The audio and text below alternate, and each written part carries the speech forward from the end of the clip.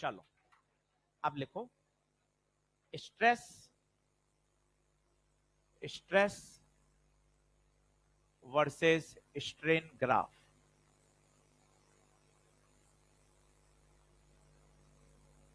Stress versus strain graph.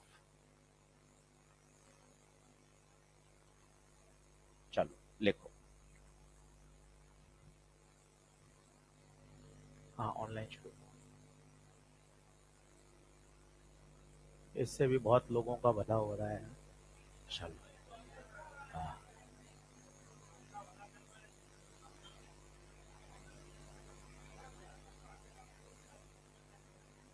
चलो ले अब आ जाओ बोर्ड पे देखेंगे। तो भैया ये स्ट्रेस वर्सेस स्ट्रेन ग्राफ है।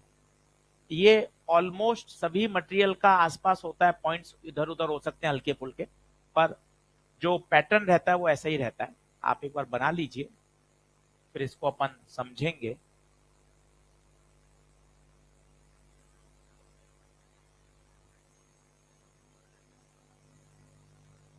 ये कहलाता है P प्रोपोर्शनल लिमिट, ये कहलाता है E इलास्टिक लिमिट, और ये कहलाता है ब्रेकिंग पॉइंट।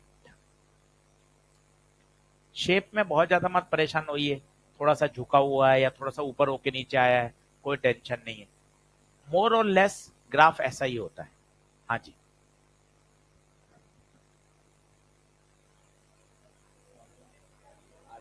शांत, अभी पकड़ में आ जाओगे, फायदा क्या।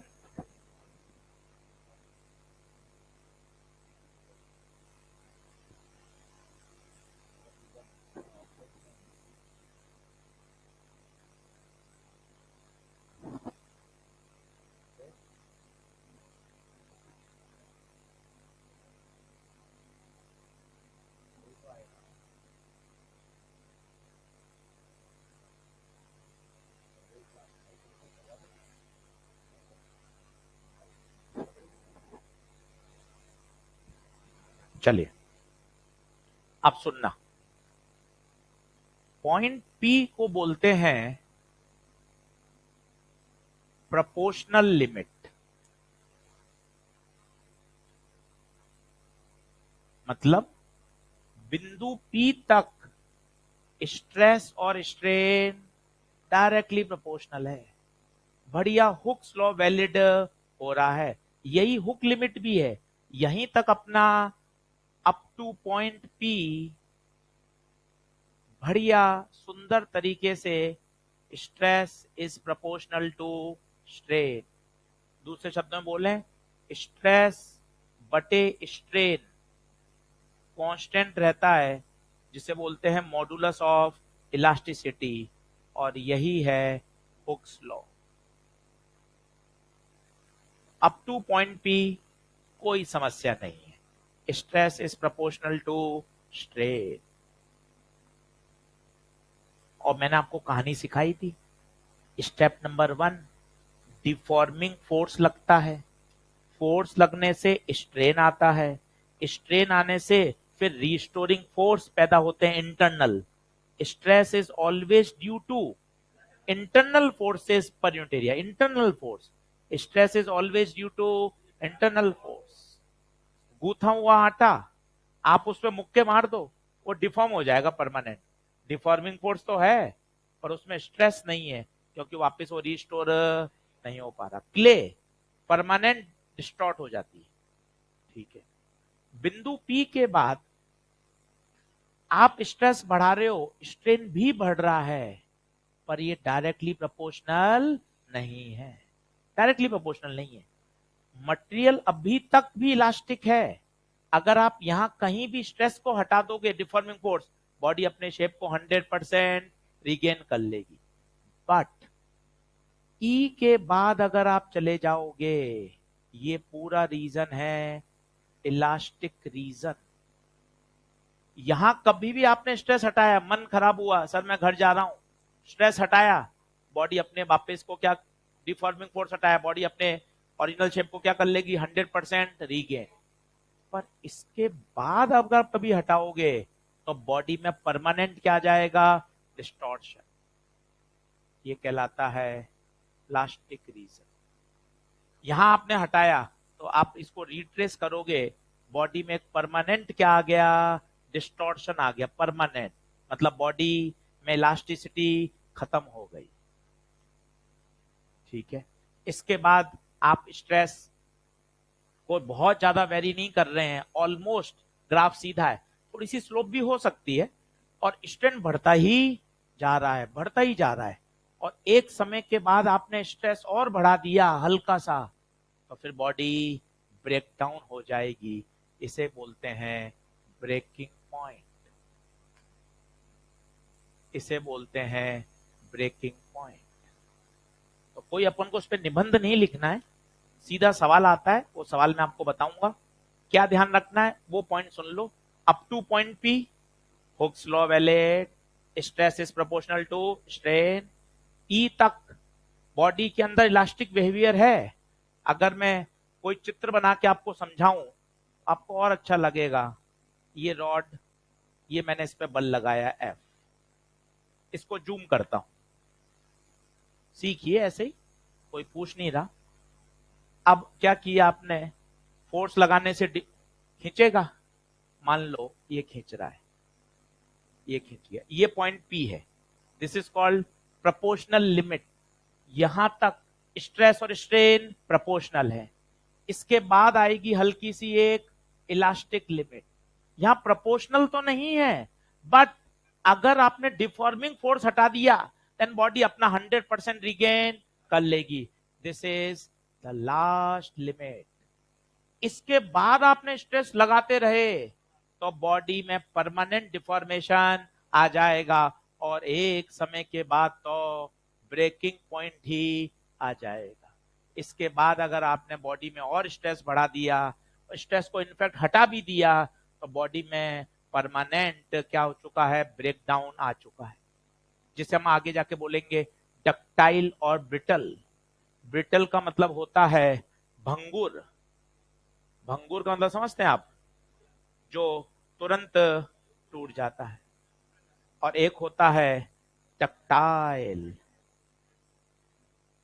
जैसे लोहा या सोना है, उसको आप पीटते जाओ, पीटोगे तो क्या बन जाता है, चादर बन जाती है, शीट, पीटते जाओ फैलता जाएगा फैलता जाएगा, टूटता नहीं है, ब्रेकिंग नहीं है। तो उसका ये वाला जो रीजन है, ये वाला रीजन बहुत लंबा है, ब्रेकिंग पॉइंट इसका बहुत दूर है। जो भंगुर हैं उनका ब्रेकिंग पॉइंट बिल्कुल पास में। जैसे ही proportional limit elastic limit cross हुई और आपने स्ट्रेस बढ़ाया, tata bye bye see you लाला, खत्म।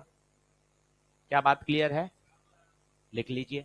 Up to P Hooke's law, up to E elastic behaviour, E के बाद प्लास्टिक बिहेवियर, और बी के बाद रप्चर, बी के बाद रप्चर, ये इलास्टिक रीजन, और उसके बाद का प्लास्टिक रीजन बना लीजिए।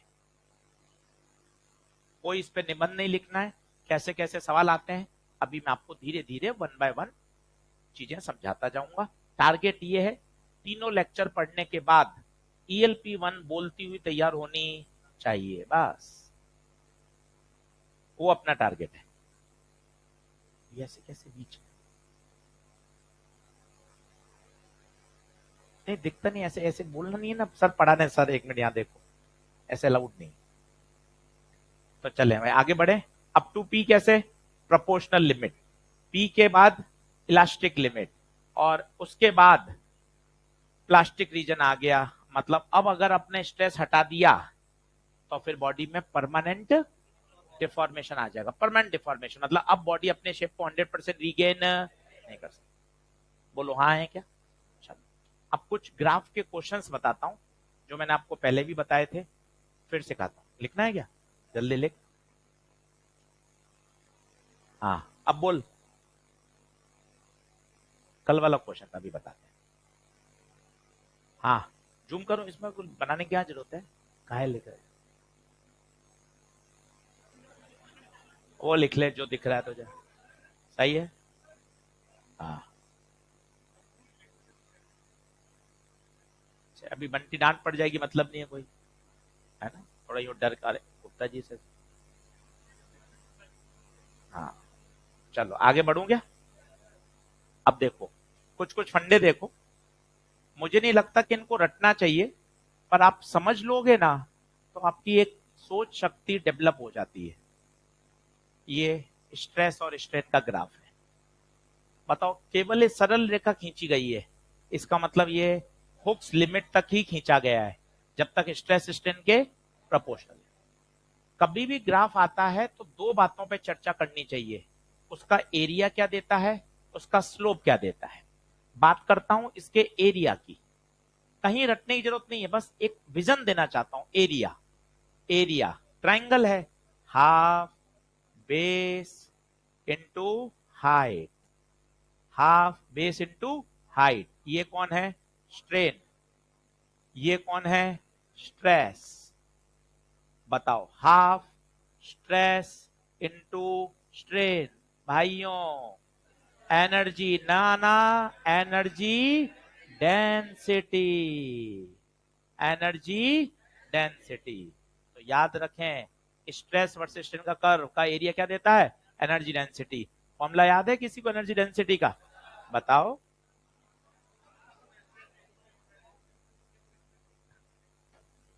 Energy density half stress into strain ही तो होता है। Energy per unit volume. तो ध्यान दें, स्ट्रेस वर्सेस स्ट्रेन का एरिया एनर्जी डेंसिटी देता है। स्लोप क्या देगा? स्लोप होता है टेन थीटा। टेन थीटा होता है perpendicular upon base. Perpendicular stress, base strain, stress बटे strain, Young modulus, modulus of elasticity. छोटी छोटी बातें, इनको एडवाइस तो ये कहा जाता है कि ना रटना नहीं चाहिए, क्योंकि ये परीक्षा में भी सोचा जा सकता है। पढ़ाते इसलिए हैं ताकि आपकी सोच शक्ति, विजन उस दिशा में भी जाए कि स्लोप कैसे निकालते हैं, एरिया कैसे निकालते हैं। क्योंकि जरूरी थोड़ी ना यही ग्राफ आए, मर्जी पड़े जिसमें ग्राफ बन सकता है, पर आपको एरिया, स्लोप वो रीड करना आना चाहिए, वो मायने रखता है। जैसे सवाल देखें, स्ट्रेस वर्सेस स्ट्रेन, दो आपने तार के ग्राफ बना दिए, दो वायर हैं, wire A and wire B. अब आपको पूछा है, बताओ किस वायर का यंग मॉडुलस ज्यादा है? किस वायर का यंग मॉडुलस ज्यादा है? सीधा बताना है, स्लोप यंग मॉडुलस के प्रोपोर्शनल। जिसका स्लोप ज्यादा उसका यंग मॉडुलस भी ज्यादा। अब स्लोप का मतलब क्या होता है बताइए? ढलान। किसकी ढलान अच्छी है, ए की या बी की? ए की। एक फिसल पट्टी बढ़िया है, ए की फिसल पट्टी देखिए मस्त, तो ए का स्लोप ज्यादा है, इसलिए young modulus of wire A is greater than young modulus of wire. सीधा सॉल्व हो गया। कभी कभार यही वो न्यूमेरिकल में दे देता है, कैसे मैं बताता हूं, आराम से लिखो, धीरे धीरे बढ़िया सोच के जाओ कि अपन ग्राफ के बारे में जानकारी ले रहे हैं कि ग्राफ का एरिया क्या देता है, ग्राफ का स्लोप क्या देता है, उसको कैसे पढ़ा जाता है, वो सीखना चाहते हैं।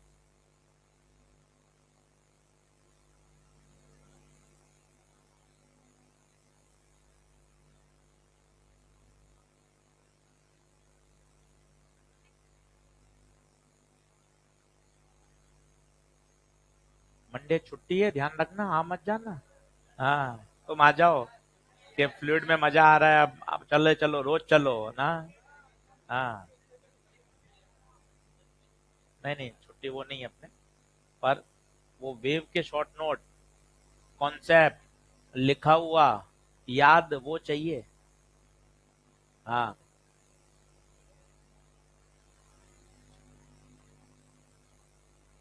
चलो, तो ए का स्लोप ज्यादा या बी का? ए का। ए का स्लोप ज्यादा है, यही आप न्यूमेरिकल में भी देख सकते हो। लिख, हाँ हाँ लिख लेना, अरे लिख लेना। इसी को न्यूमेरिकल में वो कैसे देता है, देखो ये ए ये बी एंगल में दे देता है, ये 30 ये 60। अब वो कहता है वाई ए बटे वाई बी का रेशियो बता। कुछ भी नहीं है, आज आपको बोलना आना चाहिए ए का स्लोप बताओ, ए का स्लोप क्या है 60, 1060। स्लोप क्या देता है, यंग मॉडुलस। बी का स्लोप, बी का स्लोप 1030, स्लोप मतलब 10 थीटा होता है। अब तुझे इस सवाल के लिए क्या क्या पता होना चाहिए दिमाग में, एक बात स्लोप बोले तो 10 थीटा, दूसरी बात स्ट्रेस वर्सेस स्ट्रेन के ग्राफ का स्लोप यंग मॉडुलस देता है। बस दो बात पता है, सवाल कब्जे में। तो ये यंग मॉडुलस डिवाइड कर दीजिए, 1060 √3 1030। पहले ये लिख लीजिए, फिर पुरानी स्लाइड में कुछ रह गया होगा वो भी नोट कर लीजिए।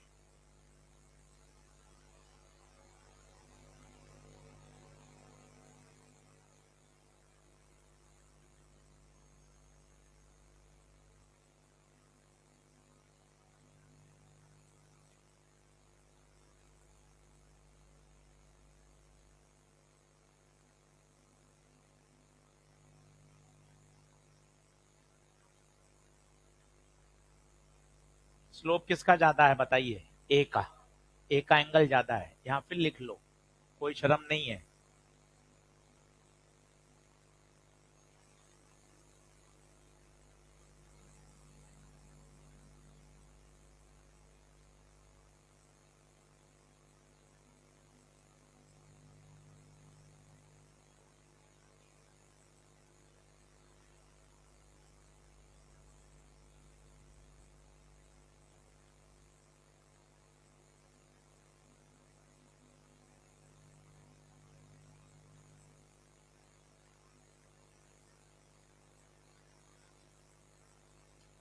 सही है,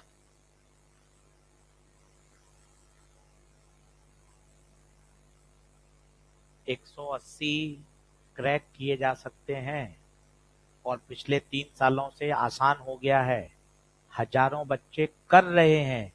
कारण है टॉप 5 क्वेश्चन जो सेक्शन बी के हैं वो ऑप्शनल है। पिछले 3-4 साल में 720 710 180 का क्यों बढ़ गया चलन, पहले तो नहीं आते थे क्या, पहले बच्चे होशियार नहीं थे क्या, पहले एक या दो सवाल फंसने वाले होते थे, अब वो ऑप्शनल हो गया है। तो आपके पास 5 फिजिक्स 5 केमिस्ट्री 10 बायो 20 सवाल का तो ऑप्शन मिल गया ना भाई, इसलिए वो नंबर का जो परसेंटेज है वो बढ़ गया है। आपको लग रहा है कि कट ऑफ बढ़ गई है, भाई वो 20 सवाल का जो ऑप्शन है ना उसने सारा मामला ऊपर ऊपर ऊपर शिफ्ट कर दिया, इसलिए अब 180 लाने में कोई दिक्कत नहीं है। यार आप खुद सोचो, 670 680 पर कॉलेज अच्छा नहीं मिल रहा है, इसका मतलब 670 680 की लड़ाई बची कहाँ है। आपको लग रहा है 650 660 675 में अपना तो काम हो जाएगा, पर आप लास्ट ईयर की काउंसलिंग देखना, ऑनलाइन सब अवेलेबल है डेटा, 670 680 में फाइट हो रही है। कॉलेज अच्छा बढ़िया रेपुटेटेड बहुत पुराने कॉलेज नहीं है। इसका मतलब क्या है, इसका मतलब डराना नहीं है, इसका मतलब ये है कि 680 से ऊपर कितने बढ़िया हजारों बच्चों के नंबर आ रहे हैं, ये पॉजिटिव पॉइंट है। जब सब कर सकते हैं तो अपन क्यों नहीं कर सकते, अपन तो बहुत ऑर्गेनाइज पढ़ रहे हैं। 20 से 24% 28% बच्चा गांव से अपने सरकारी स्कूल से पढ़ के क्रैक कर रहा है, गूगल सर्च कर लो। 22 से 24% बच्चा सिर्फ सरकारी किताब पढ़कर, कहाँ टीचर हैं, कहाँ ऑर्गेनाइज तरीका, कहाँ इतना अनुभव, वो पढ़ के क्रैक कर रहा है। अपन तो बहुत अच्छी मेहनत कर रहे हैं यार, तो अपनी लापरवाही है अगर अपन उसको सही दिशा नहीं दे पा रहे। थोड़ा सा इस बात को सोचिए, अपन बहुत सेफ हैंड्स में, इतने अनुभवी टीचर अपने पास हैं, इतने साल से पढ़ा रहे हैं, उनको पता है क्या कंटेंट है। स्कूल लेवल पर बच्चा पढ़कर क्रैक कर रहा है, मतलब पेपर में तो कोई बहुत ज्यादा रॉकेट साइंस नहीं है। दोनों बातें हैं, पॉजिटिव भी तो है और ये कितनी अच्छी बात है, आपने कहीं से भी पढ़ा हो आप वो नोट्स मुझे मेरे पास लाइए, मैं आपको पूरा पेपर उस कॉपी में से दिखा दूंगा। ये इन बातों के कोई मायने नहीं है, मेरी कॉपी में से आएगा, ये मैं पढ़ाऊंगा वो आता है, अरे इन बातों में कोई दम नहीं है। आपने जहां से पढ़ा है अपने अध्यापक पे फुल फेथ रख के पढ़िए। कॉपी में हर टीचर ने सारी बातें लिखा रखी हैं जिससे नीट का पेपर सॉल्व होता है। हर टीचर ने, हर टीचर मतलब हर टीचर, स्कूल लेवल पे जो टीचर लिखाता है भैया उसकी कॉपी में भी सारा कंटेंट है। इसका मतलब है पेपर बहुत बेसिक लेवल का आता है। थोड़ा सा मजबूत बनो और आगे बढ़ चलो। बोलो, स्ट्रेस स्ट्रेन के ग्राफ के 2 पॉइंट। एरिया बताओ, एरिया, एनर्जी डेंसिटी, दूसरा स्लोप क्या देगा, लिख लो कुछ रह गया हो तो। ये तो था ग्राफ नंबर 1। और एक और पढ़ा देता हूं ताकि आपको आइडिया लग जाए, फिर कोई भी ग्राफ आए आप उसकी स्टडी कर सकते हो। लिख रहे हो क्या, जल्दी आओ। ये हो गया,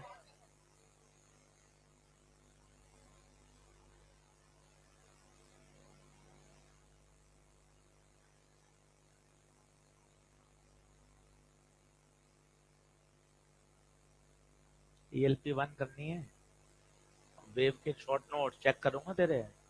हाँ, अब तेरे मंडे से सैटरडे तक छुट्टी लेनी है। हाँ, क्या कह रहा है। हाँ, राइटिंग चेक करूंगा तेरी, ध्यान रखना। चलो, अब एक और बहुत पॉपुलर है, लोड वर्सेस एलोंगेशन। ये भी बहुत पॉपुलर है, लोड वर्सेस एलोंगेशन।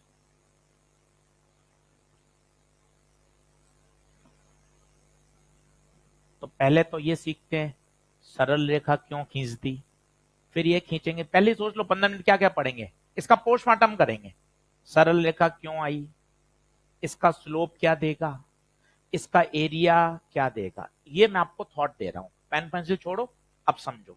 कोई रट्टाबाजी नहीं है। मैंने आपको एक बेसिक फॉर्मूला बताया था, कौन सा, कल आपको कहा था डेल्टा एल बहुत पॉपुलर है, FL अपॉन, कल का पूरा लेक्चर इसी से गया था, delta L FL upon AY। देख लो आप, किसी वायर के लिए अगर आप सोचोगे, for a particular wire, for a particular metal wire, आप सोचना मेटल वायर है मतलब स्टील का बना हुआ है, तो वाई सेम। एक मेटल वायर आप खरीद के ले आए, एरिया भी सेम, लंबाई भी same. For a particular 10 metre का वायर है भैया, आज दिन भर तुझे इसी से खेलना है, एल भी, मतलब एफ इज प्रपोर्शनल टू, देख ले। इसलिए ग्राफ कैसा आया है, सरल रेखा, क्योंकि एफ डेल्टा एल के क्या है, proportional. For a particular wire, एक 5 मीटर का वायर था, लिया है, स्टील का है, वाई सेम, 5 मीटर है, लंबाई सेम, एरिया भी सेम। अब जो जो तू फोर्स लगाएगा वो सीधा सीधा उसकी एलोंगेशन को बढ़ाता जाएगा, बढ़ाता जाएगा। नहीं आ रही बात समझ। पहली बात, सरल रेखा क्यों आया, सर इसका स्लोप बता दो। मत परेशान हो, स्लोप देता है टेन थीटा। क्या देता है, टेन थीटा। बता they tan theta. Perpendicular upon base, perpendicular है एफ, बेस है डेल्टा एल, तो बता एफ बटे delta L. F delta L तुझे पता है, बोल। F L upon A Y, F से एफ कटा, ए वाई बटे एल। स्लोप क्या दे रहा है, ए वाई बटे एल। रटना नहीं है, रट के करेगा क्या, रटना नहीं है, तरीका। अब इस तरीके से क्या है, तुरंत एक पुराना सवाल पन्ने पलट। अब देख कितना आसान होगा, पन्ने पलट। एक सवाल था पहले लेक्चर का या दूसरे लेक्चर का, ओ ए, ओ बी, ओ सी, ओ डी। देखो कौन सा था, ए कौन सा था, इधर था, ऊपर था, नीचे था, ए, ए नीचे था। अब आपसे उसमें क्या क्या था, लेंथ सेम। देखो तो क्या क्या पैरामीटर है, लेंथ सेम और मटेरियल सेम। आपसे पूछा था कौन थिन होगा और कौन थिक। अब देख जादू, देख पढ़ाई का जादू क्या है, सोचो, डेवलप करो। अपन को रट्टाबाजी में नहीं फंसाना चाहता हूं मैं आपको, सोच देखो। स्लोप क्या दे रहा था, स्लोप दे रहा था ए वाई बटे एल। ध्यान से देख, मेहनत करेगा तो आएगा समझ में, हरा हताश नहीं होना है। Length same, L same, material same, Y same, slope is proportional to, जिसका स्लोप ज्यादा उसका एरिया भी ज्यादा, वो थिक होगा। उसने पूछा था थिन बताओ, थिन, थिन मतलब एरिया कम, एरिया कम तो स्लोप बताए, सबसे कम स्लोप ए का है, तो ए वायर थिनेस्ट होगा। आंसर चेक कर लो आप, यही था। क्यों ए थिनेस्ट, क्यों, ए का स्लोप कम, स्लोप कम तो एरिया भी कम, एरिया कम तो थिनर। समझो, थोड़ा कम आ रहा है कोई टेंशन नहीं, कम से कम ये तो खुशी है कि यार अपन सब्जेक्ट सीख रहे हैं, सब्जेक्ट सीख रहे हैं। ये ओ ए, ओ ए का स्लोप सबसे कम है, सबसे कम एंगल है।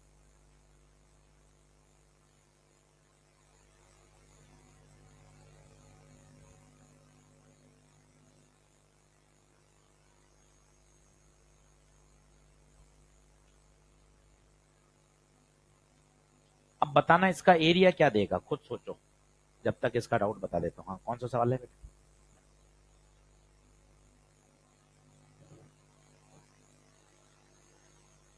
लैंप पर नहीं लगे, लैंप रोड में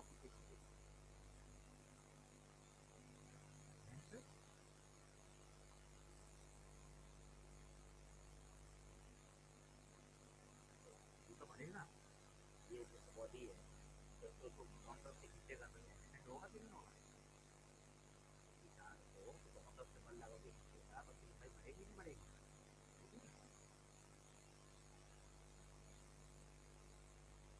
वो तो नहीं बैठता मेंटेन भाई, कार को प्रैक्टिकली को काउंटर से खींचेगा, दो आदमी लगा दी दोनों दिन बाद के लिए, तो लंबाई बढ़ेगी ही नहीं बढ़ेगी।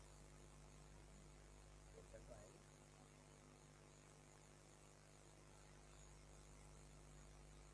सोचे देखो। हाँ जी, आया क्या? एरिया सोचो, एरिया मैं नहीं बता रहा, काटा पीटा चलो, बैठो मत। एरिया मतलब half base into height. Pen तो चलाओ, पेन चलाओ, दिशाएं दिखेंगी आगे। बैठे रहोगे उससे होना क्या, नोट्स रट लोगे उससे होगा क्या।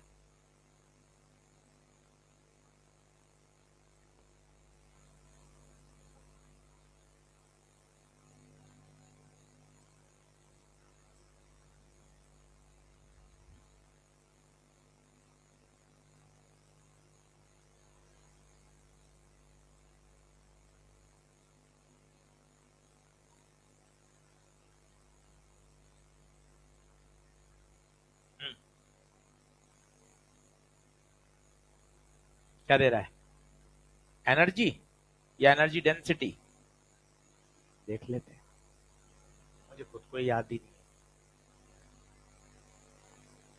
कॉपी,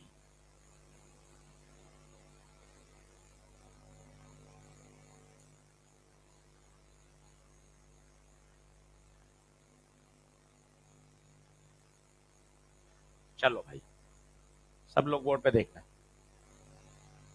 इसका मुझे क्या चाहिए, एरिया, तसल्ली से लिखते हैं। अब जब आपको इतना क्लियर है कि यार इसको याद ही नहीं करना है, तो सीखते हैं ना, half base into height, base delta L into F, ये है। ये क्या देता है यार, ये क्या है, सोचते हैं, सोचते हैं। Energy density, energy per unit volume क्या होती है, हाफ स्ट्रेस इंटू स्ट्रेन, ये तो याद है तुझे। हाफ स्ट्रेस बोल एफ अपॉन ए, स्ट्रेन बोल delta L by L, volume बोल area into L, A L A L कटा, तो energy stored is half F delta L. ये देखो, हाफ एफ डेल्टा एल, तो वास्तव में हाफ डेल्टा एल क्या दे दिया? एनर्जी। वो एनर्जी डेंसिटी दे रहा था, ये क्या दे रहा है? Energy store. रटना नहीं है, शॉर्ट नोट में मत ले जाना इसको, कोई काम का नहीं है। आपकी सिर्फ अप्रोच डेवलप कर रहे हैं कि देख कैसे सोचा जाता है। कल को कोई नया सवाल आ गया तो उसमें घबराना नहीं होता है। नए सवाल में अप्रोच चाहिए होती है। ऐसा नहीं होता है कि ये प्रोफाइल आए तो ऐसा करना है, ये आए तो ऐसा है, नया आया मुझे क्या पता, ऐसा नहीं पढ़ना है। अप्रोच डेवलप करनी धीरे धीरे।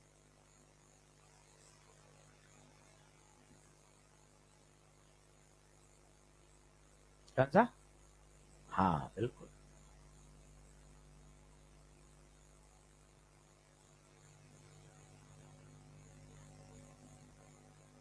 बताइए, क्या दोनों ग्राफ की फीलिंग आ गई क्या आपको अच्छे से?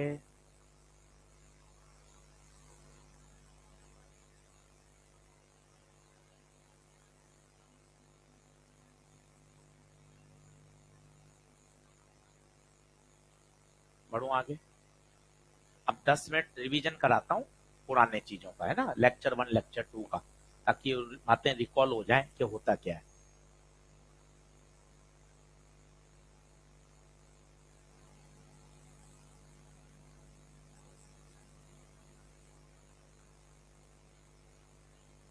ले जल्दी आओ फटाफट।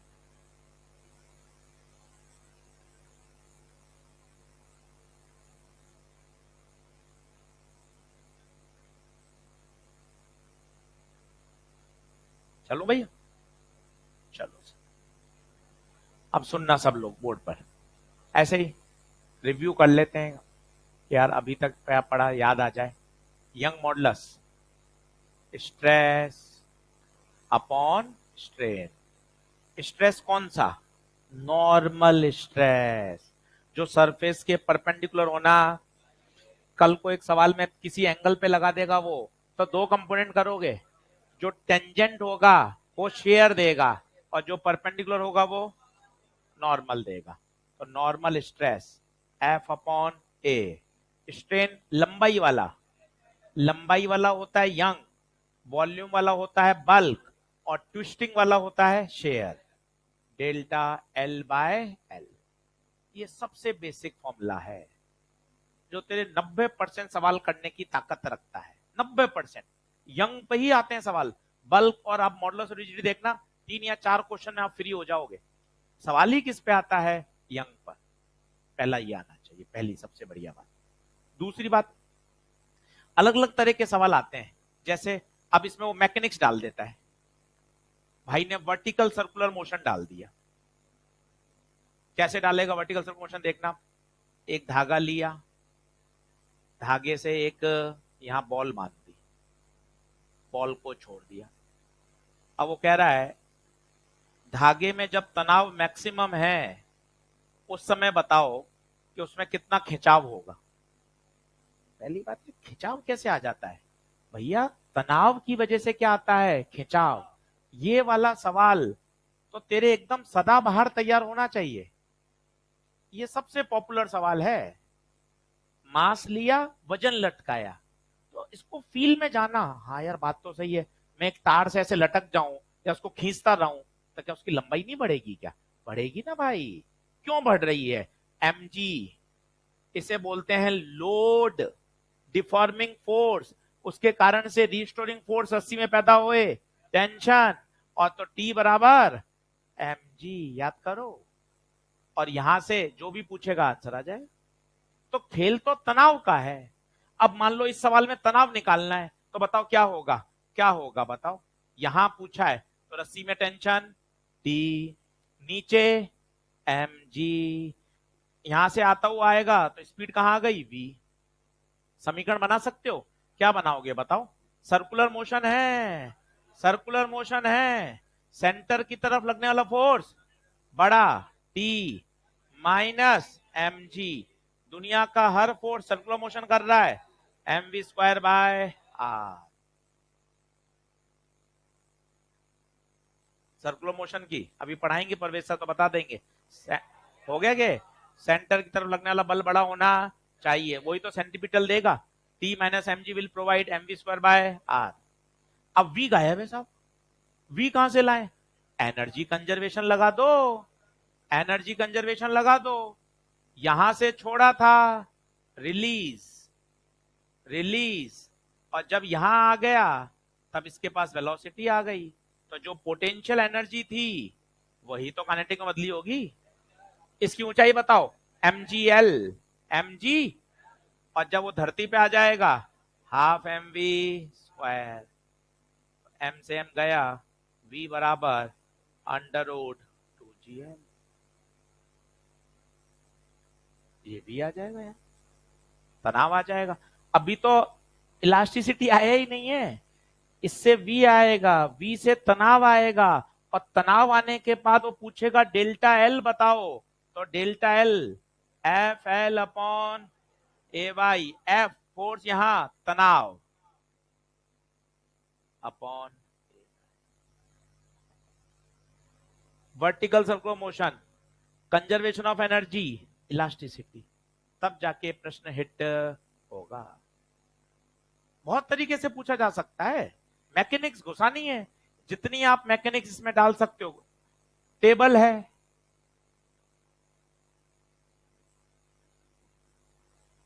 एक मेटल का वायर लिया, इस पे आगे एक बॉब लगा दिया, ये आर रेडियस है, आर लंबाई मान लो या एल मान लो, ये यहां से हिंज है, ये ऐसे घूम रहा है ओमेगा से। अब आप बताओ, अगर ऐसे ओमेगा से घूम रहा है तो क्या उसमें तनाव है या नहीं है? क्योंकि घूमने के लिए तो उसको चाहिए mv² बाय, या ओमेगा के रूप में mr², और ये कौन प्रोवाइड करेगा? टेंशन।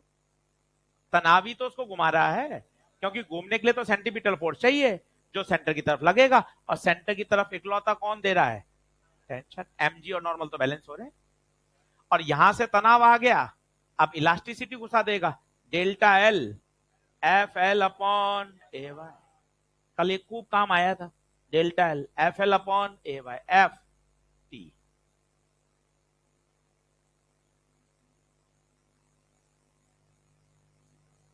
सिचुएशन है, आपको सिचुएशन आती है, आप कर सकते हो, सिचुएशन का खेल है। जैसे ये लंबाई रॉड है, इसकी लंबाई एल है, अब आपसे पूछा गया भाई इसमें डेल्टा एल बताओ, तो डेल्टा एल होता है F L upon A Y, खुद का वजन, टी एवरेज। सोचो, यहां तनाव जीरो, यहां तनाव mg, तो T average zero plus mg बटे दो, तो टी एवरेज की जगह mg बटे l बटे।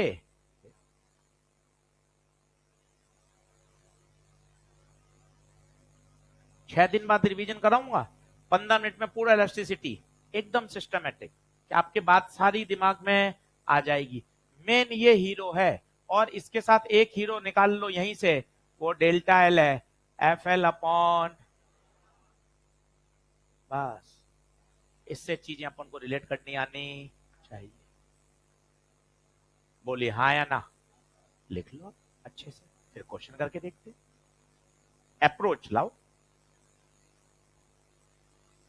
कनेक्टिविटी बैठानी पड़ेगी आपको, कनेक्टिविटी में आनंद है कि अपन दो दो चैप्टर में चीजों को जोड़ सकें, सिस्टम से उसको समझ सकें, प्रश्न कैसे आते हैं, किस तरह के बन चुके हैं, वो आने चाहिए। किया सब जा सकता है, ठानने की बात है।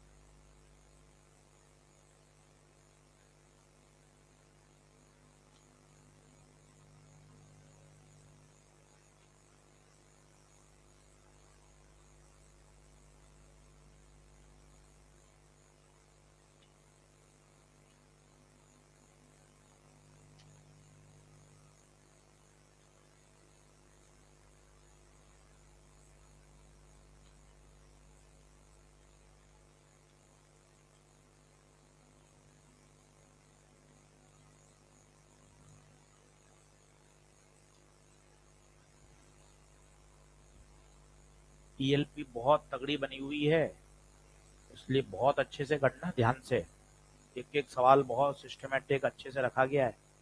आधे अटकेंगे, बनेंगे नहीं बनेंगे, कोई मायने नहीं रखता। प्रोसेस, आप लगे हुए हो सवालों में, वो मायने रखता है। 20% नहीं बनेंगे, 25% नहीं बनेंगे, कोई दिक्कत नहीं है भाइयों, कोई टेंशन नहीं लेनी होती है। लगे रहना होता है कि नहीं यार, मैं सवाल पढ़ रहा हूँ, समझ रहा हूँ, गिवन लिख रहा हूँ, फॉर्मूले याद कर रहा हूँ, क्वेश्चन कॉपी से पढ़ रहा हूँ, 2 बार कॉपी रिवाइज कर ली।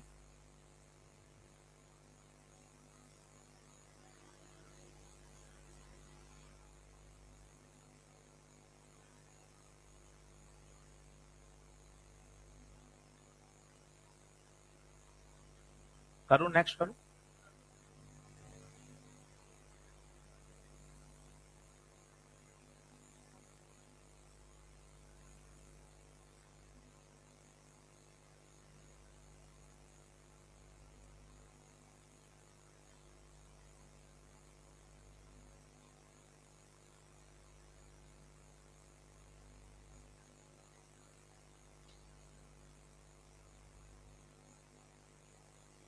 सही है।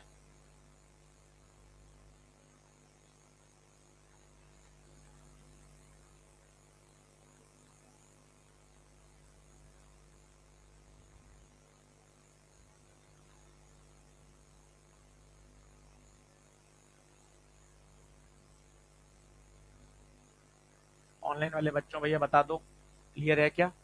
वंदना, साकेत, मयंक, चंदन, मोहसिन, पूर्णिमा, मोहम्मद, किशोर, श्रेया, सौम्या, वरदान, अनुराग, अभिषेक, अनूप, अंकित, दिनेश, नितेश, आलोक, रोहित, अभिषेक, अनिरुद्ध, आमोद, आलोक, साक्षी। चल, तूने किसी को दे रखा है क्या अपना?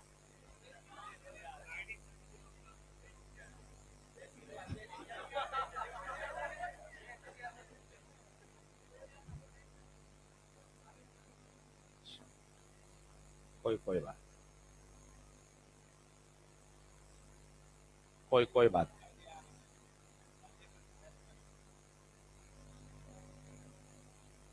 चलो ले, अब फटाफट आओ, गप्पे में चले जाते हो तुम फटाफट। ये नहीं पता तुम्हें क्या उसको घुमाने के लिए तनाव चाहिए, और तनाव सेंटीपिटल फोर्स देगा। इसमें हो हूं कर लो। हाँ, tension will provide the necessary centripetal force. M V square लगाना है, अगर वी पता है और ओमेगा हो तो एम आर ओमेगा स्क्वायर। बोलो, क्लियर है क्या?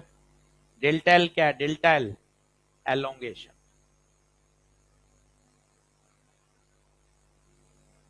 एलोंगेशन।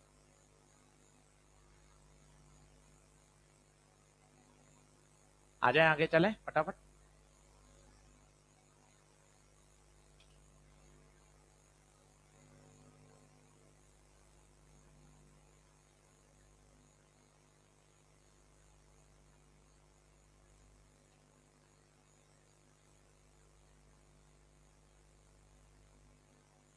चलो,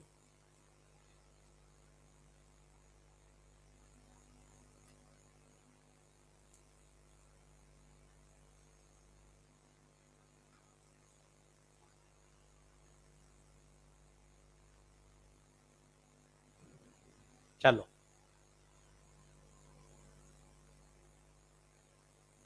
अभी अभी रुको, सिर्फ सवाल पढ़ो, जगह छोड़ देना घर पे लिखना।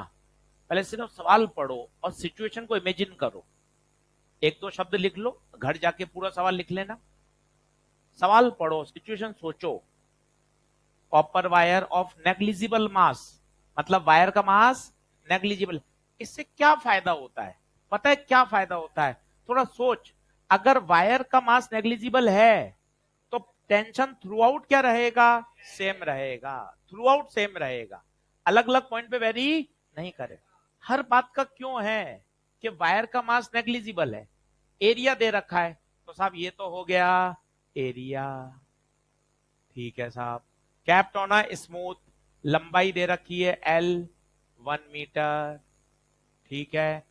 एक किनारा फिक्स है, टेबल पे रखा है, दूसरे किनारे पे मास लगाया हुआ है और वो घूम रहा है। अरे सर ये तो अभी वही सिचुएशन है, अभी आपने गुप्ता सर सिखाया था, यहां से फिक्स और एक हिस्से में क्या लगा दिया, बॉब। बताइए लंबाई एल, तो बताओ घूमने के लिए तनाव will provide the necessary centripetal force, M, R नहीं, एल। यहां से क्या जाएगा, तनाव। पूछा क्या है उसने, क्या पूछा है, और एलोंगेशन दे रखा है, तो डेल्टा एल का formula F L upon A Y, F की जगह तनाव।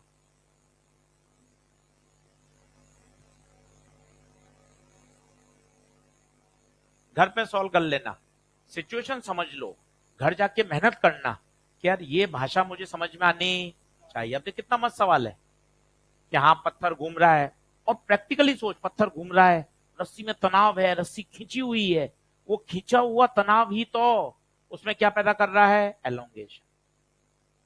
खत्म। यहां से टी रख दो, टी रख दो, कितना है, M L omega square, L बटे ए वाई।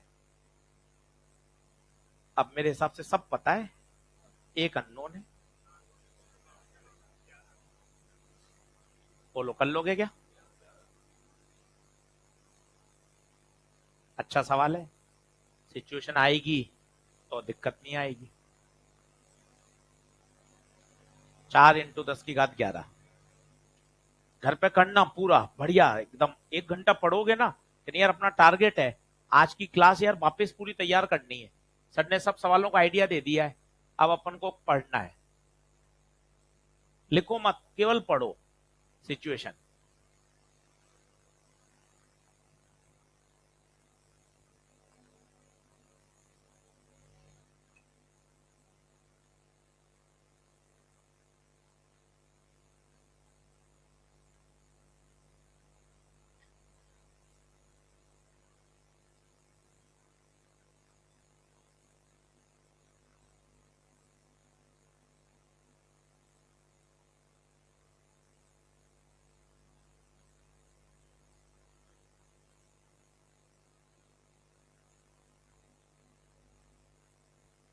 फोटो बनाओ, सिचुएशन सोचो, सवाल वाल सब घर पे लिख लेना, जगह छोड़ दो, नोट्स के उसमें मत पढ़ो, पहले सिचुएशन समझ लो, डायग्राम बनाओ, जगह छोड़ दो, करना भी है जरूरी, वो भी मस्ट है। वहां परीक्षा में ऐसी लैंग्वेज लिखी हुई आएगी, उससे तुम्हारा टेम्परामेंट लूज नहीं होना चाहिए।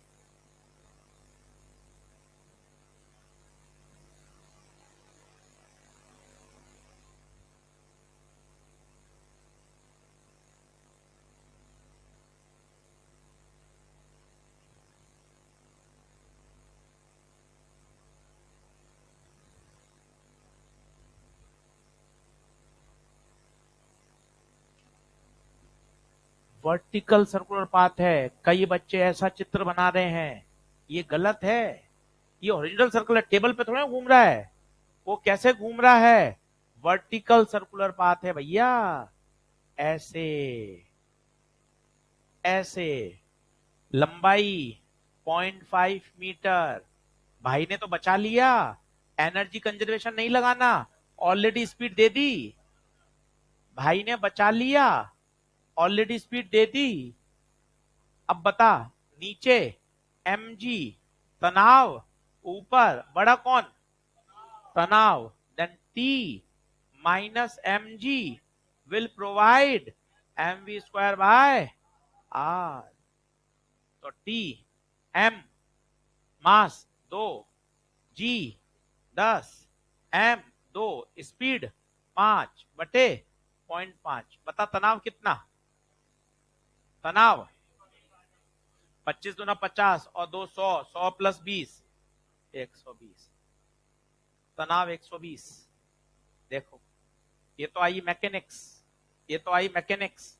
पूछा क्या है, स्ट्रेन प्रोड्यूस, स्ट्रेन तो अपने कोई फॉर्मूला ही नहीं है, अपने तो डेल्टा एल एफ एल बटे ए वाई, स्ट्रेन एल को नीचे ले जा, delta L by L, delta L by L F upon A Y. F तनाव 120, एरिया 4 mm माइनस का 6, वाई 10⁻11। भाई साहब मस्त सवाल है।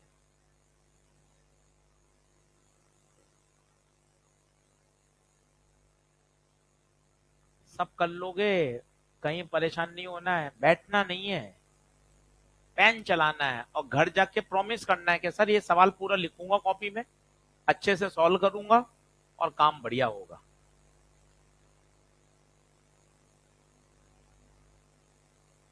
कितना आ रहा है? 15, 30? चलो सॉल्व कर लो। तो 120/4 30, 15 कहां से आ रहा है? इतना करने के बाद भी 15, और 10⁻11 और 6 5, ऊपर जाएगा तो -5, तो 30 × 10⁻⁵ ये आएगा भाई आंसर। 30 × 10⁻⁵।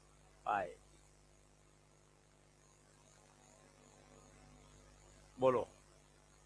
अच्छा सवाल है, देखो आप, जेई में आया हुआ 2022 में।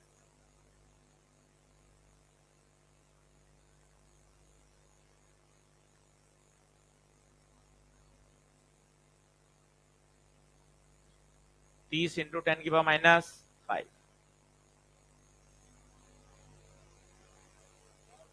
चलो हैंड डालो। Bulk modulus of elasticity.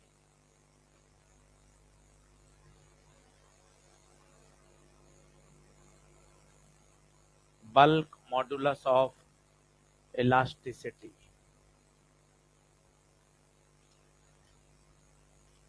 चलो अब सीखना, आसान है, कहीं कोई टेंशन नहीं, मस्ती से बोर्ड पे देख। सबसे पहली बात, सारे मॉडुलस स्ट्रेस बटे स्ट्रेन होते हैं। अच्छा अच्छा, बल्क पढ़ा रहे हो, वॉल्यूमेट्रिक स्ट्रेन। बता, स्ट्रेस फोर्स अपॉन एरिया, ना ना, यहां प्रेशर की बात होती है, excess pressure delta P, strain volume वाला delta V/V। Gupta ji minus कहां से आ गया? क्योंकि बल्क मॉडुलस है, उसको अपन को पॉजिटिव बना के रखना जिम्मेदारी है, प्रेशर बढ़ाने पर वॉल्यूम कम होता है। तो बता, बल्क मॉडुलस का फॉर्मूला बन गया -ΔP V/ΔV।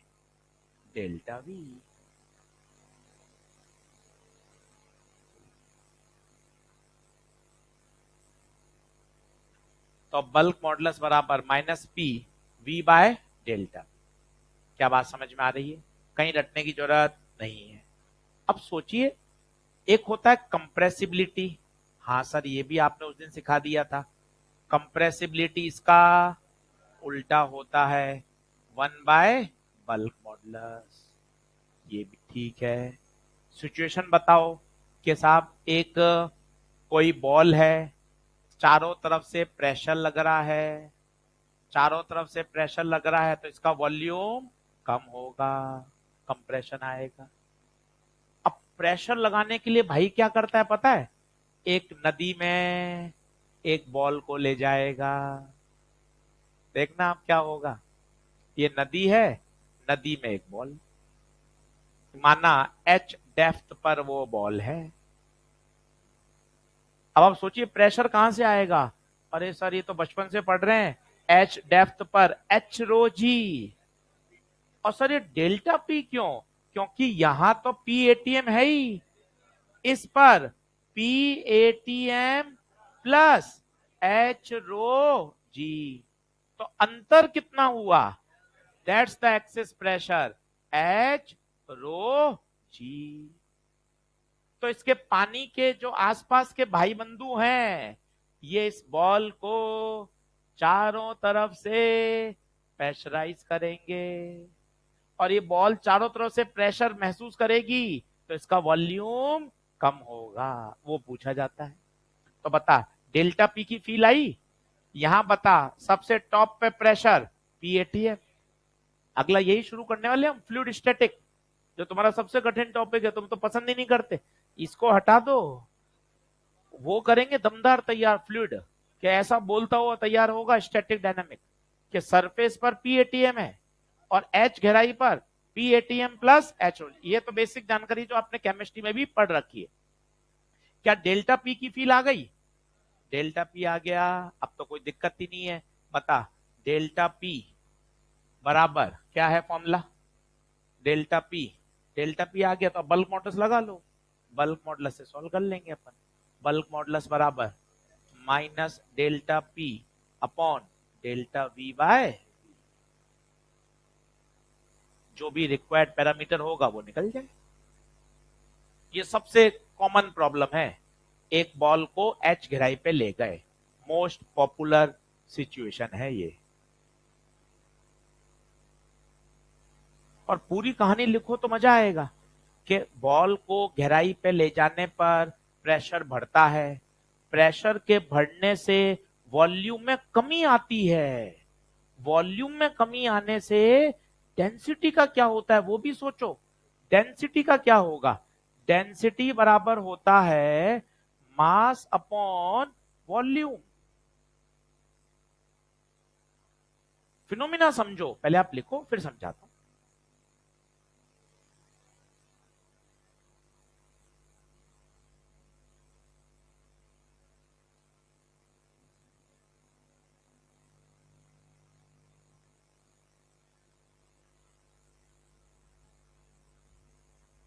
आराम से लिखो, एक बार और समझेंगे, उसके पीछे का निबंध बोलो। बॉल को गहराई पे ले गए, गहराई पे ले जाने पर प्रेशर बढ़ेगा, प्रेशर बढ़ेगा, चारों तरफ से दबाव लग रहा है, पानी के आसपास के जो भाई बंधु हैं उस बॉल को दबा रहे हैं, प्रेशर बढ़ रहा है, प्रेशर के बढ़ने से वॉल्यूम में कमी आएगी, कॉन्ट्रैक्ट होगा, वॉल्यूम में कमी आने से डेंसिटी बढ़ेगी। सोचो, अगर मैं मास को कांस्टेंट रख दूं और वॉल्यूम को कम करूं तो डेंसिटी बढ़ जाएगी भाई, डेंसिटी बढ़ जाएगी। और रो इज इनवर्सली प्रोपोर्शनल होगा, तो मैं V की पावर -1 कर दूं, क्यों? अपॉन में ऊपर जाएगा तो -1 हो जाएगा। आराम से कर लो, शायद मैं थोड़ा तेज हो रहा हूं तो रुक जाता हूं, लिख लो आप आराम से।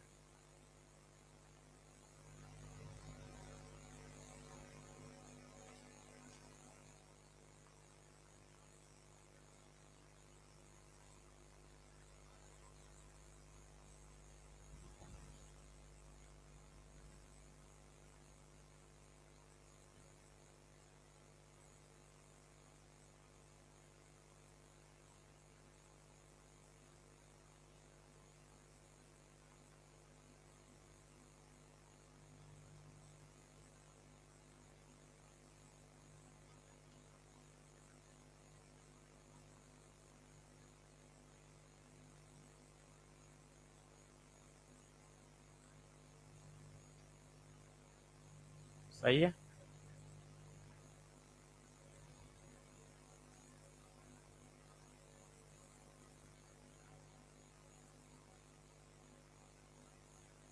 चलो, ये वाली बात लिखना नीचे नोट लगा के। वॉल्यूम ऊपर जाएगा तो -1, समझ में आया? फिर आपको ये पता है, अच्छा आप जरा सोचो, तुक्का मारो, कि ये वॉल्यूम में चेंज बहुत जाता होगा या बहुत कम होता होगा? बॉल नीचे ले जाओगे तो पिचक जाती है एकदम से, बहुत हल्का सा वॉल्यूम में चेंज होता है। तो मैं वो लगा सकता हूं, कौन सा वाला? 5% से कम वाला, याद है? तो रो को क्या लिखोगे? डेल्टा रो बाय रो -1 डेल्टा V बाय 100 से गुणा कर दोगे तो परसेंटेज। देख लो, इस पे भी सवाल आया हुआ है साहब बार बार। सर ये परसेंटेज फ्रैक्शनल, इसका डर हटा दो, 10 मिनट इस पे रोशनी डाल दे तो। फ्रैक्शनल, परसेंटेज, चेंज, इसका अंतर क्या होता है ऐसा समझ ही नहीं आता सर। 5 मिनट समझा देता हूँ।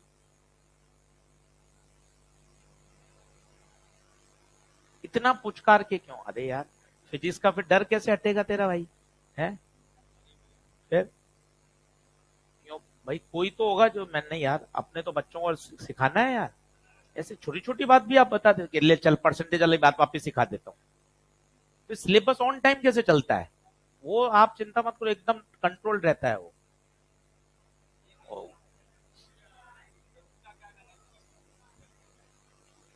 चलो ले आ गया हूं, ये हो गया, सब हो गया 10। अब सुनो, एक होता है delta V, this is called change in volume. एक है delta V by V, fractional change. एक है delta V by V in trade. मैं कह रहा हूं 1% वॉल्यूम में कमी आई, तो भाई ये क्या है, सोच के बता, तुक्का नहीं चाहिए। Change in volume, this is called fractional change, और this is called percentage change. अब यहां दिक्कत होती है यार, 1% में परसेंट हटाऊं नहीं हटाऊं, 100 से गुणा करूं नहीं करूं, कह भी नहीं पाते हो आप। ये ऐसे दर्द है ना, बता भी नहीं पाते यार, कैसे पूछे यार। यार ये जाके कैसे पूछ लूंगा परसेंट में रखना है या नहीं रखना है। आप देखो, परसेंटेज मतलब ये value delta V by V into 100 है। ये डेल्टा वी बाय वी नहीं है, प्रतिशत लगा दिया ना, तो इंटू 100 है। दिस इज इक्वल टू 1 है। अब यहां 100 लगाने की जरूरत नहीं, बात को समझो, क्योंकि ये परसेंटेज इसने बोल तो दिया और कमी बोली है। ये सोचो, ये वाली बात, कमी है तो माइनस, परसेंटेज है मतलब delta V by V into 100 ही दे रखा है, तुझे अलग से परसेंट हटाने की जरूरत नहीं है। क्या बात समझ में आ रही है। और बल्क मॉडुलस वापस एक बार लिख लो, स्ट्रेस बटे वॉल्यूमेट्रिक स्ट्रेन। स्ट्रेस बताओ डेल्टा पी, स्ट्रेन बताओ डेल्टा वी बाय वी। 5-7 बार फॉर्मूला हाथ से निकलेगा, कॉन्फिडेंस आ जाएगा पकड़। दिक्कत क्या है।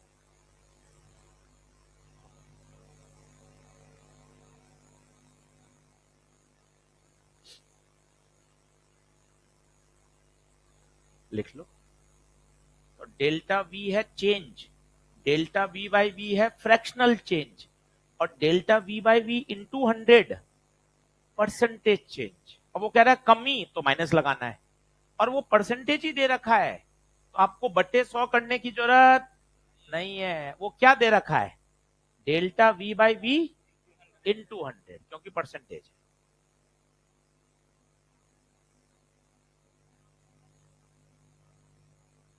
बढ़े क्या आगे।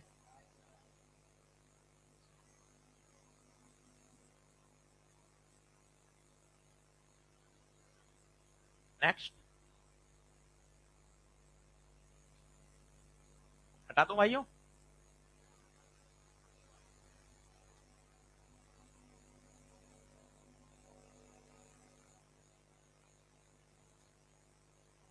फोर जी, जी का मतलब होता है गीगा, गीगा पास्कल मतलब 10 की घात 9। गीगा मतलब 10 की घात 9 होता है, गीगा हर्ट्ज बोलते हैं ना फ्रीक्वेंसी। तो जीपीए इसका मतलब है गीगा पास्कल। 4 जी मतलब 10 की घात 9 पास्कल। पास्कल तो मतलब वही है न्यूटन पर मीटर स्क्वायर।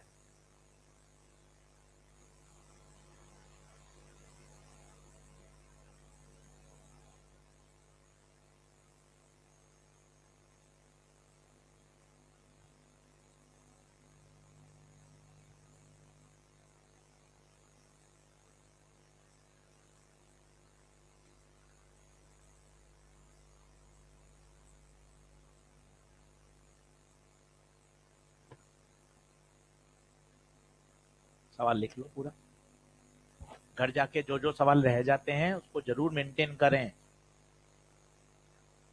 कॉपी में, पूरा पूरा अच्छे से। ये कॉपी पढ़ ली आपने 3 से 4 बार, बहुत बढ़िया काम तैयार हो जाएगा।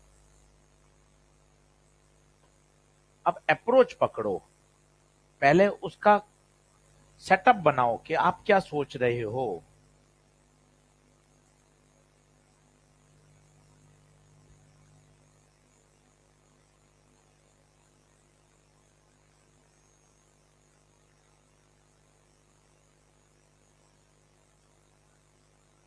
हेलो।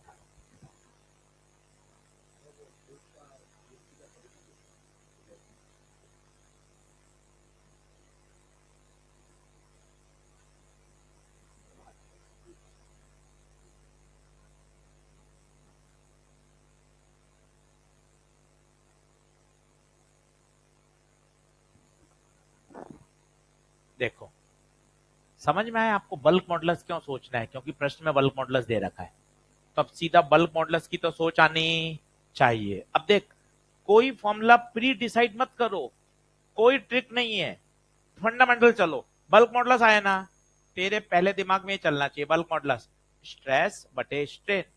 कोई भी मॉडल्स क्या होता है ऑनलाइन वाले बच्चों? Stress upon strain.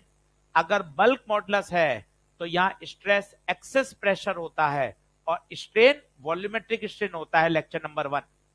क्या ये बात क्लियर है? तो स्ट्रेस डेल्टा पी और volumetric strain delta V by V. क्या ये सोच पा रहे हैं? ठीक है। बल्क मॉडल्स दे रखा है 8 इंटू 10 की घात 10, डेल्टा पी 4 इंटू 10 की घात 9 बटे डेल्टा वी बाय वी। तो delta V by V comes out to be 1/20। 1/20 आ रहा है, देखो तो ये डेल्टा बी बाई वी आ गया। पर भाई ने वॉल्यूम में चेंज नहीं पूछा, भाई ने पूछा है percentage change in the length. अब आपको सोचना है, क्यूब है, क्यूब का वॉल्यूम एल क्यूब। फिर वही वाली बात, वॉल्यूम है, percentage delta V by V into 100, 3 delta L by L into 100। आप सोचो 100 से 100 काट दोगे? नहीं, ये तो पूछा है पूरा ही, ये तो पूछा ही है। डेल्टा वी बाय वी कितना? 1/20, ये इंटू 100, और 3 कहां जाएगा? नीचे।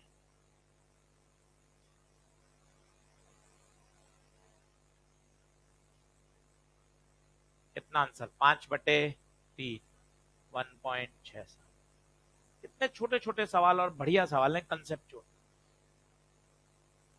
बल्क मॉडल्स भी लग गया। अगर डेल्टा वी बाय पूछते यहीं रुक जाते, भाई ने लंबाई पूछ ली। तो वॉल्यूम होता है क्यूब का एल क्यूब, क्यूब का वॉल्यूम। ये वाली बात समझ में आई? तीन आगे वाली बात समझ में आई?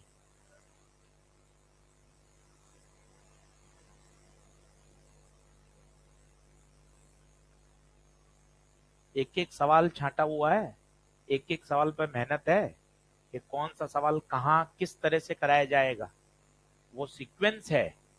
और वो सीक्वेंस समझ में आ गई आपको, आपको टॉपिक ऐसा लगेगा सर मैं तो फ्लूइड से हमेशा भागता रहा, फ्लूइड मेहनत करके आपने सबसे ऊपर ले गए। वो है, होती है मेहनत।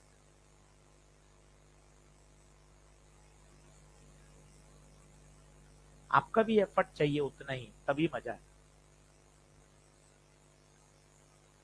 और बैक ऑफ माइंड ये और है, मार्च अप्रैल में रिवीजन भी तो है, और तगड़ा हो जाएगा भाई, चिंता क्यों कर रहा है? ऑफ।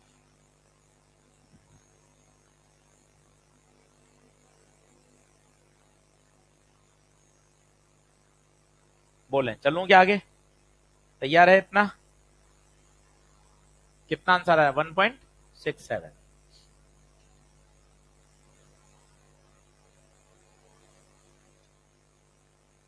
सही है।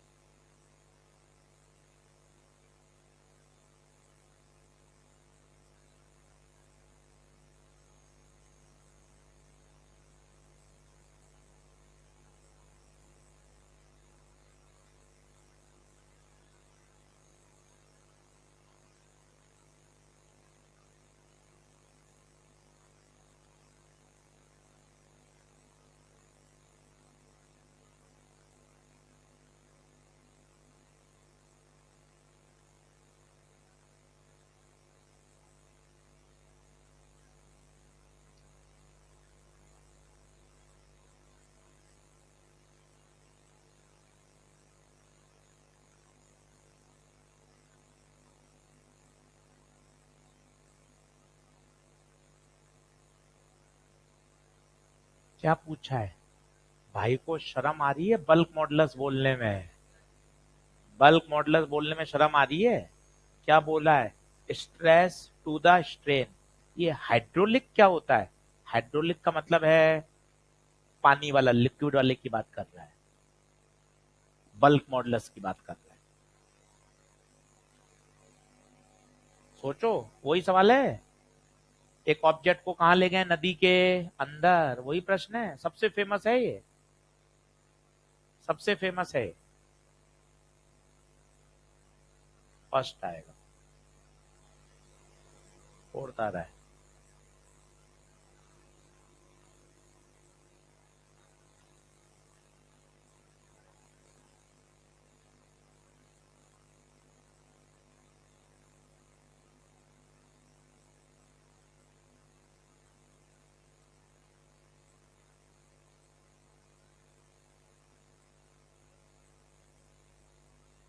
अब देख, फ्रैक्शनल कंप्रेशन, फ्रैक्शनल कंप्रेशन दे रखा है।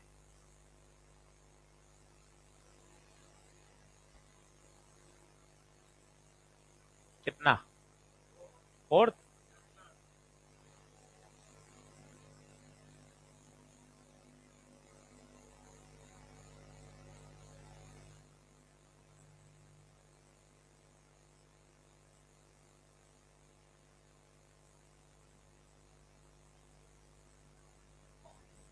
स्टार लगा लो, ये सवाल फेमस है भैया। मैं आपको फिर थ्योरी पढ़ा देता हूँ इसकी, मुझे कोई टेंशन नहीं है। वो पहले तो महसूस करो, पहले कहानी बोलो। बॉल ऑब्जेक्ट गहराई पर है 2 किलोमीटर पर, गहराई पर एक्सेस प्रेशर एच रो जी, बस इतना ही बोलना है। गहराई पर एक्सेस प्रेशर एच रो जी। अब बल्क मॉडुलस पूछा है, इतना सोच पा रहा है तो वो बता। Stress upon strain, stress delta P, strain delta V by V, delta V by V, delta P गहराई पर H rho G upon delta V by V. ये तो पूछा है। हाइट दे रखी है कितनी? 2 किलोमीटर, 1000 से गुणा। Density of water 10⁻³ G, G 9.8 ले लो, चलो दे रखा है। Delta V by V, delta V by V 1.36 लू या 1.36/100? प्रतिशत दे दिए ना उसने, प्रतिशत हटाना पड़ेगा। आया ना? Delta V by we.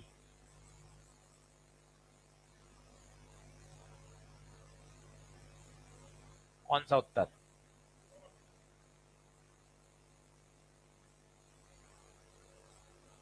Star लगा लेना इसको, 5 स्टार सवाल है, आता ही है, फेमस सवाल है।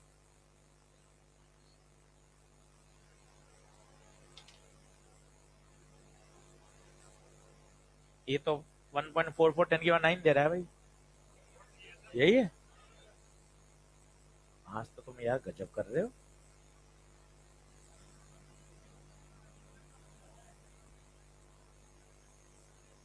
तुम खिलाओ कि यार फ्लूइड इतना आसान पढ़ा रहे। तुम्हारी जिम्मेदारी होनी चाहिए कि मेवा खिलाया करो रोज मास्टर को, कि सर और अच्छा पढ़ाओ सर आप। हाँ, चलो ले आओ। देखो अब फीस, ये तो देखो सैलरी तो सब क्या है, एक सिस्टम है ना। आपस का प्यार लगे ना ऐसा। ये शब्द, अरे सर फीस दिए ना सर, फीस तो पिछले साल भी दी थी, तब क्या हुआ था? हैं? फिर ऐसा थोड़ी ना होता है, ये तो बहुत ब्लंट शब्द होता है। अरे सर फीस दिए सर आपको। हाँ, चलो अब वही प्रश्न है होमवर्क में। देखो आप सेम, भाई ने ऑलरेडी सेट कर रखा है कि एक सवाल उसी प्रोफाइल का, एक सवाल और। A sphere contract in volume by 0.01%। अब बता ये क्या है? ये क्या है? 0.01%। Delta V by V into 100, ये दे रखा है कितना? 0.01। बोलो हाँ है? घर पे लिख लेना, जगह छोड़ दो, 2 लाइन लिख लो ताकि वो सवाल लिखा हुआ रहेगा तो आपके पास आइडिया रहेगा। प्रश्न की लैंग्वेज पढ़ लो, सेम सवाल है। वो कह रहा है बॉटम ऑफ सी, समुद्र के नीचे ले गए कितना, 1 किलोमीटर। और एक बार कहानी बोलो, समुद्र के नीचे ले जाने पर प्रेशर बढ़ेगा, वो प्रेशर चारों तरफ से बॉल को दबाएगा, दबाने से उसके वॉल्यूम में कमी आएगी। बस ये बात है। वो कहानी बोल लोगे तो मजा आ जाएगा। देख शब्द भी कितना अच्छा है, कॉन्ट्रैक्ट। कॉन्ट्रैक्ट, और कॉन्ट्रैक्ट होना चाहिए क्योंकि प्रेशर बढ़ेगा तो वॉल्यूम कम होगा, दबाव आएगा, माइनस। काम का सवाल है, इसने इसलिए 2 सवाल लाइन से लगाए हैं। इतना जबरदस्त सिस्टम है ये। मैंने आपको कहा ना, इसमें सारे चैप्टर के पढ़े हैं, चैप्टर वाइज। वो सवाल आपने कर लिए, काम हो जाए। चलो ये होमवर्क है, ठीक है, हटा दूं। सॉल्यूशन भी है, देख लेना। अब आइए, पॉइजन्स रेशियो।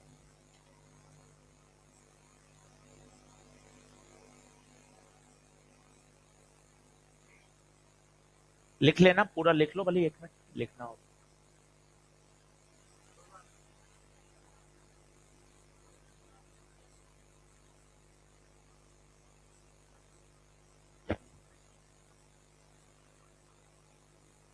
बोलो, क्यों मोड़ रहा है ब्लू स्वेटर? हाल मुझे मत पागल बनाया कर, पहन के बनाया पूछ रहा था कैसे। चल लिखो, पॉइजन्स रेशियो।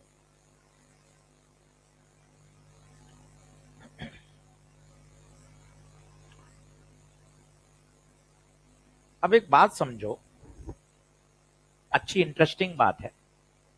जैसे कोई वायर है, ये वायर है, इसकी लंबाई है L। अब बातचीत बंद करो, सवाल दमदार है। और इसकी रेडियस है R। तो आपने कल ही सोचा था, सीखा भी था, अपने खुद के वजन से ये एलोंगेट होगा, है ना, इसकी लंबाई बढ़ेगी। मजे की बात है, जब लंबाई बढ़ेगी तो उसकी जो रेडियस है वो कम होगा। ये देखिए, ये इसका रेडियस कम हो जाए तो लंबाई तो बढ़ रही है परंतु रेडियस कम हो रही है। दो तरह के स्ट्रेन हैं, दो तरह के, एक रेडियस में कमी और एक लंबाई में वृद्धि। और इसी के रेशियो को क्या बोलते हैं, पॉइजन रेशियो। अब एक आपकी पुरानी बात आज गलत हो जाएगी। क्या? 3 ताल लाए, बहुत नई बात है, आज ये सीख के जाइएगा शनिवार को। 3 ताल लेकर आए, क्योंकि ये सबको गलत पता है। एक स्टील का, एक लोहे का, एक एल्यूमिनियम का। तीनों को आपने खींचा, तीनों को सेम लोड से खींचा, सेम लंबाई थी उनकी, सेम लोड से खींचा। तीनों में डेल्टा एल भी मान लो सेम आ रहा है, तीनों में डेल्टा एल भी सेम आ रहा है। पता है मजे की बात, सभी का जो रेडियस में चेंज आएगा वो सेम नहीं आएगा, अलग अलग आएगा। It is a property of material. आपने जो सुना है ना, वॉल्यूम कांस्टेंट रहता है, लंबाई बढ़ते ही तो रेडियस कम होता है, वो बिल्कुल सही बात नहीं है।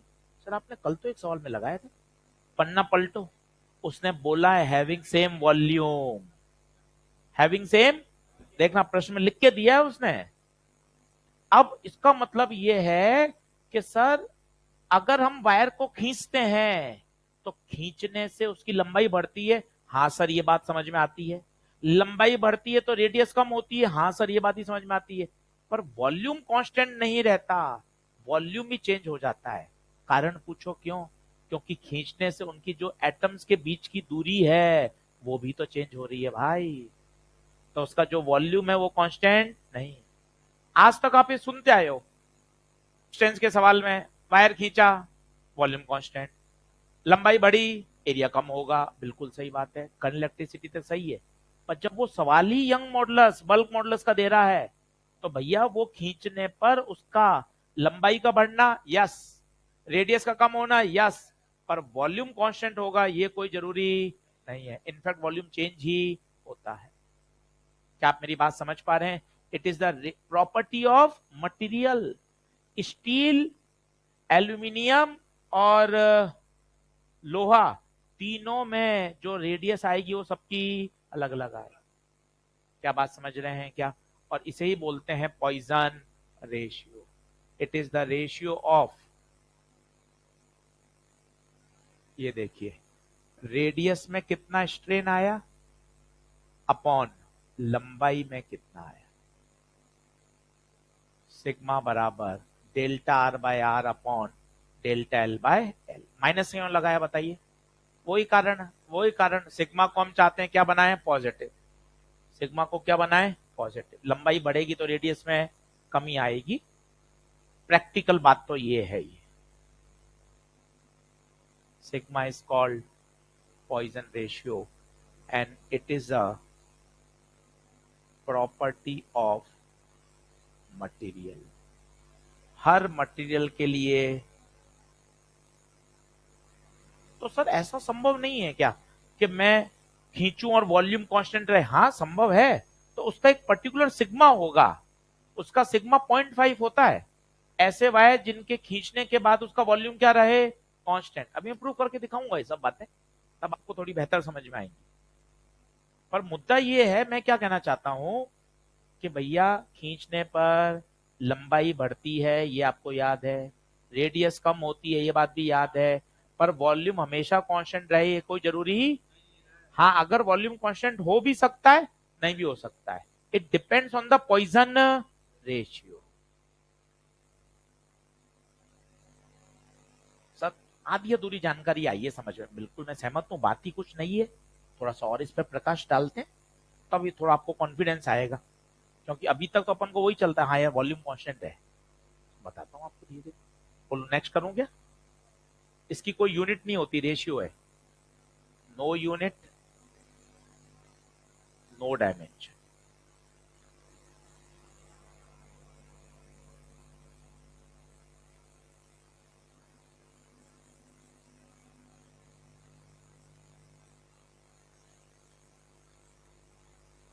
अब ये वाली बात जो आपको हमेशा से याद है कि सर मैं तो खींचता हूं, उसका वॉल्यूम क्या रहता है? कांस्टेंट रहता है। बिल्कुल रहता है, रह सकता है, रह सकता है। अगर रह सकता है तो उसका पॉइजन रेशियो बताओ, और अगर बढ़ेगा कम होगा तो पॉइजन रेशियो कुछ अलग आएगा। आओ देख लेते हैं, बहुत आसान है। अब ध्यान से देखना, volume remain constant, volume remain constant. सभी लोग बोर्ड पे देखना, वॉल्यूम कांस्टेंट है।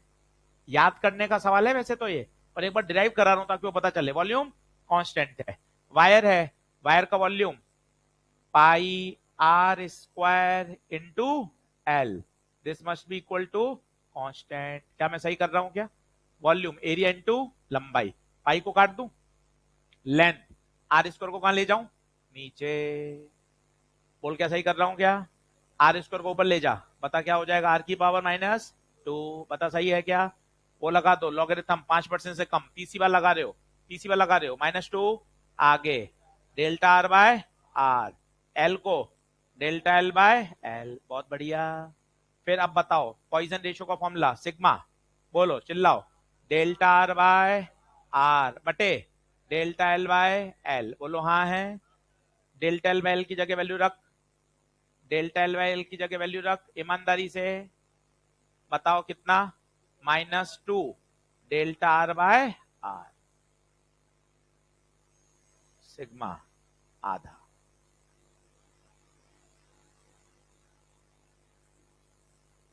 आज ये दमदार बात सीख के जाइए कि यार खींचने पर वॉल्यूम को अगर कांस्टेंट रखना है, जो हम सामान्यतः सोचते हैं, तो उस मटेरियल का पॉइजन रेशियो 0.5 होना चाहिए। हर बार 0.5 हो ऐसा कोई जरूरी? 0.2 भी हो सकता है, 0.3 भी हो सकता है, 0.4 भी हो सकता है। इसका मतलब जिनका 0.2, 0.3, 0.4 होता होगा उनका वॉल्यूम कांस्टेंट नहीं रहता होगा। ये बात दिमाग में घुसाने की है।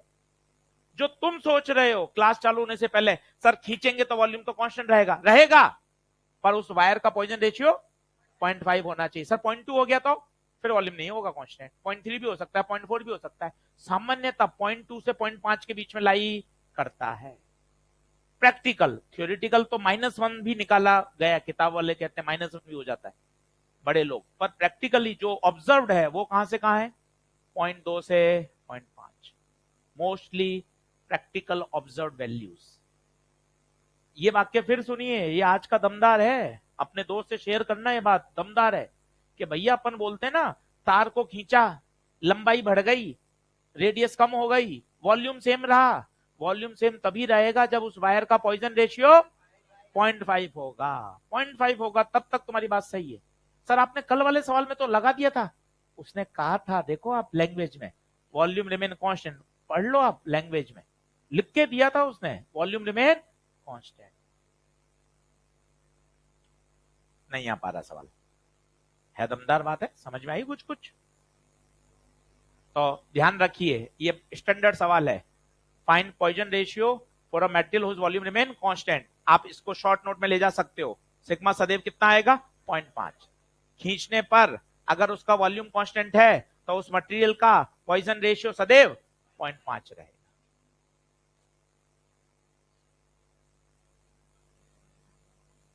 बस छोड़ रहे। अच्छा ये वही बात देखो आप, एक्सपेरिमेंटल तो 0.2 से 0.4 ही रहता है, 0.2 से 0.4, थ्योरेटिकल -1 से लेकर 0.5 लिख लीजिएगा। एक ये है सभी के बीच में रिलेशन, याद करने वाले हैं, कभी इस पे सवाल आया नहीं है पर दे रखा है तो अपन को याद होने चाहिए। ये किस किस के बीच में रिलेशन बताओ, young modulus, bulk modulus, modulus of rigidity sigma, Poisson ratio, young modulus, bulk modulus, modulus of rigidity, लिख लीजिएगा।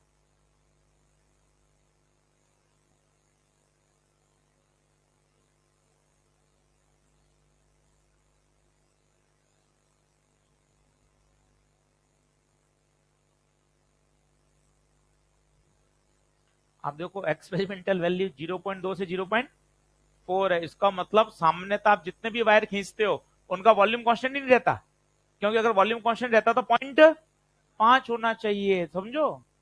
मतलब जितने भी तार तुमने देखे अपने जीवन में, ये एक्सपेरिमेंट किया गया, उन सबके वॉल्यूम में कांस्टेंट रह ही नहीं सकता, क्योंकि अगर वॉल्यूम कांस्टेंट रहता तो सिग्मा कितना आना चाहिए था, 0.5 आना चाहिए। देख ऊपर निकाला ना तूने, जबकि देख वो कह रहा है एक्सपेरिमेंटल तो 0.5 भी आता ही नहीं है, 0.5 भी नहीं आता। नहीं हवा लग रही बातों की।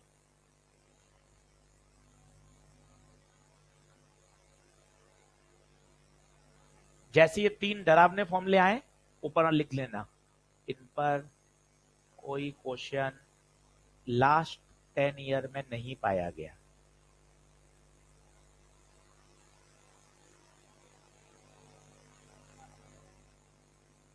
इस बार तो हट ही गया, रिलेशंस हट गया।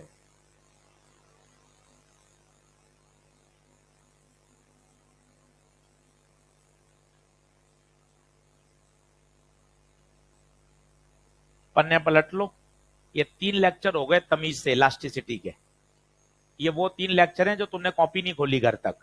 हाँ तुम यूं गली में हाँ भर दो, ये 3 लेक्चर हो गए और तुम्हें इतना सारा पढ़ना है, लेक्चर 1 खोल लो, इतना सारा पढ़ना है, तुमने कॉपी नहीं खोली। तुमने सोचा था वेब में फ्लूइड तो शुरू से पढ़ूंगा, वेब बर्बाद हुआ तो हुआ, तुमने उस समय कसम खाई थी।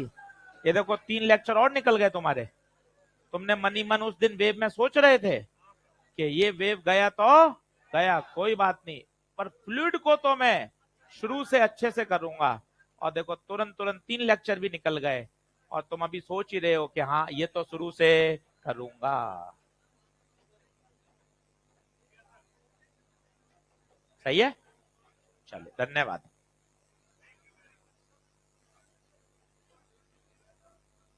ले चलते चलते और देख रहे हो, खड़े खड़े ही देख लो। Which material has greater Young modulus, A और बी, स्ट्रेस और स्ट्रेन का स्लोप, स्लोप यंग मॉडुलस देता है। बता किसका स्लोप ज्यादा है? ए का। ए का एंगल ज्यादा है ना, बी का एंगल कम है।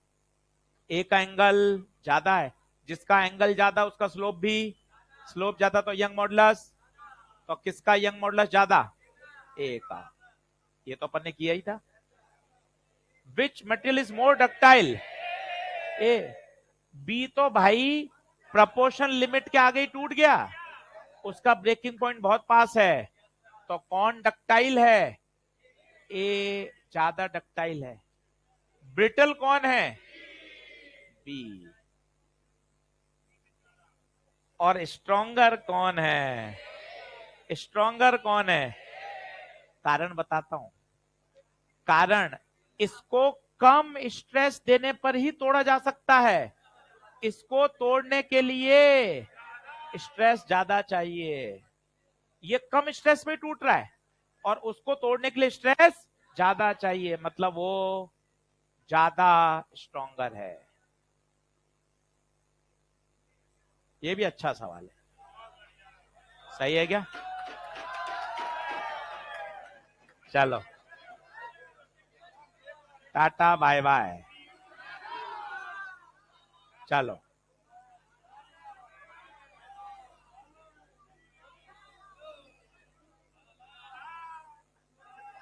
चलो, लाला सोचना है बस। चलो, आ जाओ ले, अब फटाफट लाइन बना के निकलेंगे। कल तो बताया था तुझे, मंडे को पूछना। नहीं, हाँ, पी से ई पे खींचने पे खींचेगा, क्योंकि वहां पर हुक्स लॉ फेल होना चालू हो गया। पी तक ही हुक्स लॉ है, पी से ई तक हुक्स लॉ नहीं है। हाँ,